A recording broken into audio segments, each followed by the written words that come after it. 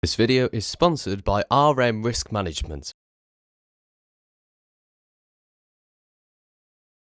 Plan A has worked, but yesterday is a perfect example. There's other games, the Charlton League game. I think Wigan at home was a little bit similar, albeit we got the Scott Wright 95th minute winner or whatever it was.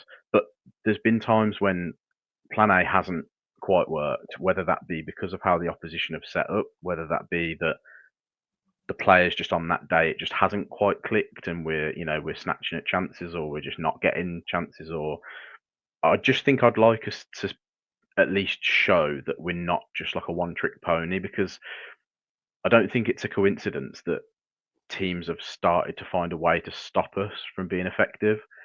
Even, I'm not being disrespectful, but if Sutton can keep us to one goal, that gives hope to absolutely every other team in League One, doesn't it? Because if Sutton, Yeah. In an FA Cup game with all the cameras and all the pressure on an uneven pitch, if they can keep us down to just one, Northampton are looking at that going, well, if Sutton can do it, we could just follow what they did, and we'll just sit back, we'll hold on, and we'll try and stifle them and let them have the ball as much as they want.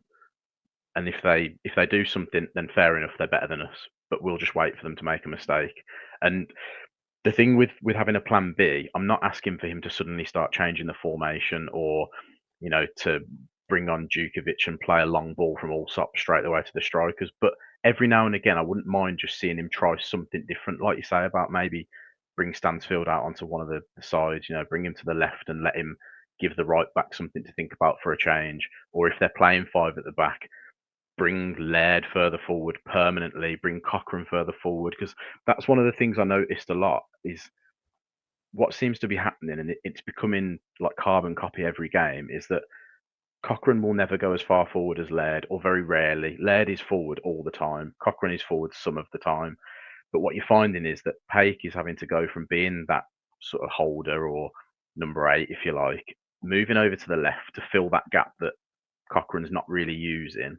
You've then got him, Anderson, and Cochrane all on that left-hand side trying to make something happen, and nothing in the middle.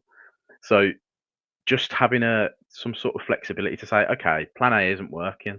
So instead of Laird being the one that's constantly going forward, let's try both fullbacks, because this team aren't coming at us. So let's have both of the fullbacks going forward, and let's just leave it for Clara and Bielik, or Clara and Davies, or whoever is the two centre halves, to sit there and mop it up. Because the one advantage that we have got, and I know he made a mistake yesterday, is that Iwata as a number 6 probably is where I'd put him sort of most of the time. Just combative, in at people's faces, but quite quick with the ball as well.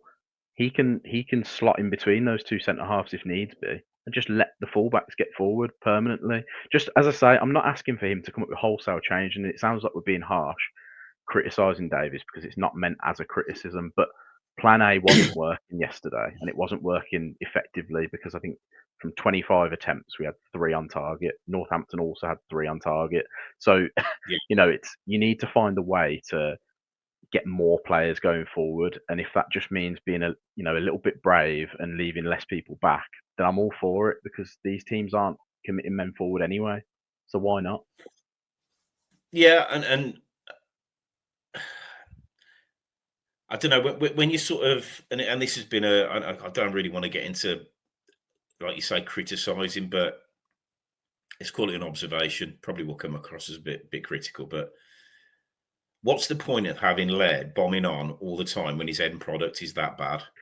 Yeah, It, yeah, it, agreed. and it's just he's a fullback. Yeah, He's a yeah, brilliant defender. He's quick. He's good on the ball. 5-yard passes, perfect. The way we're playing is we're expecting to play right wing, yeah, but he's got no end product. So I was saying, to your point, you could play a Watter at fullback yeah, and bring Leonard on. yeah, There's so many ways of doing it without giving away your principles, but just use your common sense. If the end product is that poor, you need to change it. And I mean, yeah. when Len was out the team and Hickman was in, he's not as quick, he's not as No. dynamic, but he can get a ball in. Yeah, yeah, yeah, And I just, again, don't want to be overly critical, but I'd rather have 60% possession that's effective than 80% that isn't. Yeah, definitely. And we've got to be a bit more. And it's not being brave against Northampton at home. It's those balls that are more difficult, that are going to get them turned, that are going to get in between the centre half and the fullbacks, to get the likes of Anderson in the game, to get you wide people in the game. And we'll talk about Williamson in a minute, but I just think we're missing a bit of a trick, that we are super cautious, sticking to a plan, sticking to the build. It will come, and if you're getting 25 chances, you should score more than one goal. Yeah, you absolutely should. But if you think about the amount of chances we have, how many tap-ins have we scored? Yeah, we never score tap-ins. Not many. They're all really good goals.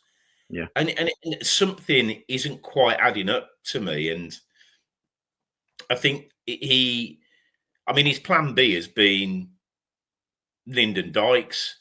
Yeah. I'm really worried about what plan C is, if that's plan B. Speaking to Scott Hogan and seeing if he's enjoying his time at MK Dons. Is that when Harley Dean comes back in? I have to get a Harley Dean in. I'm never letting it go. But just on that, and I know it was Sutton, Djukovic did more in 10 minutes against Sutton than Dykes has done ever since put a blue shirt on. And I'm not. This isn't a Djukovic comeback. It isn't. I think as much as I love him, I'm not saying that. But the point is, if your plan B is to go more direct, and going more direct is Lyndon Dykes, we got a problem. Yeah, because he can't win a header, he doesn't hold the ball up, he ain't quick, and he can't finish. Other than that, he's a really good player. Yeah. I mean, you say May has the weight of the world on his shoulders. I think Lyndon Dykes has the weight of the entire universe on his shoulders.